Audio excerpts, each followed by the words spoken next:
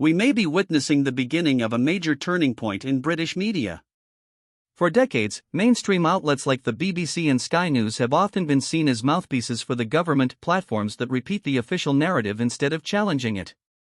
Those who dare to question power from within these institutions often pay a heavy professional price, which explains why public trust in them has steadily collapsed.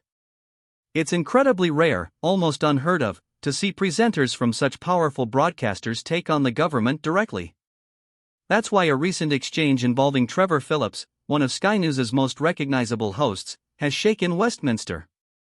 In a live interview, Phillips confronted Prime Minister Keir Starmer over the government's failure to deal with the grooming gang scandals, and he did it with visible conviction and moral clarity.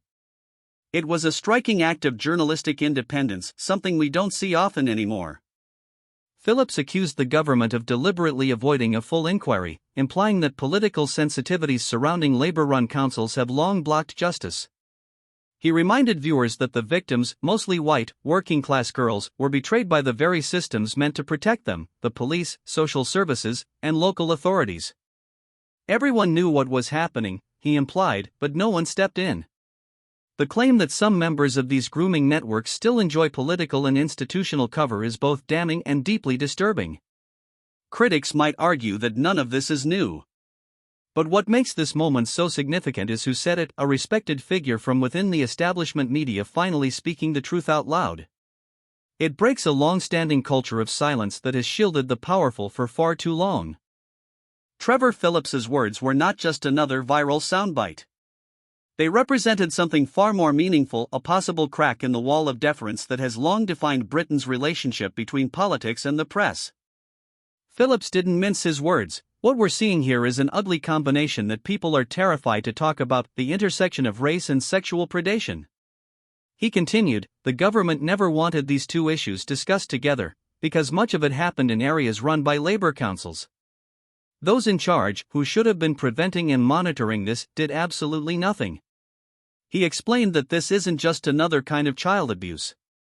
The difference here is scale, he said. Most abuse rings involve a handful of victims, maybe a dozen. In this case, it's tens of thousands.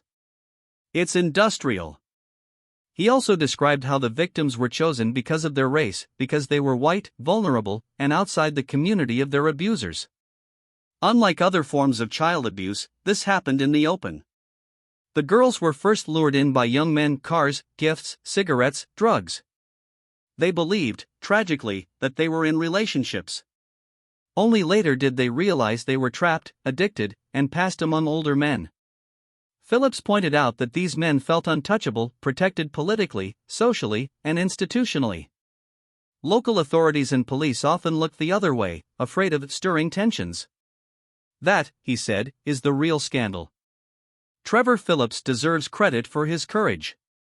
But let's be honest, it wouldn't be surprising if we don't see him much longer on mainstream screens.